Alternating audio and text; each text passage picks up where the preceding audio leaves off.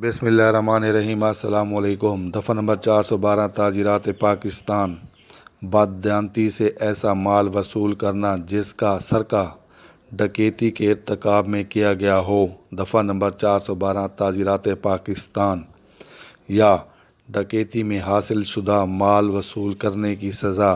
دفعہ number 412 تعزیرات Pakistan. Number 1، جو کوئی شخص بددیانتی سے کوئی ایسا مال مسروقہ وصول کرے یا اپنے پاس رکھے یا اپنے قبضے میں رکھے جس کے بارے میں علم ہو کہ ڈکیتی کے ارتکاب کے ذریعے حاصل کیا گیا ہے۔ نمبر 2، اس کی سزا 10 سال تک قید سخت ہے۔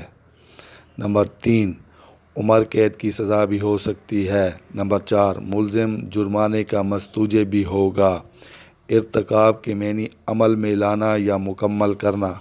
مستوجب کے معنی قابل، کسی بات پر سزاوار۔ مال مسروقہ کے معنی چوری کا مال۔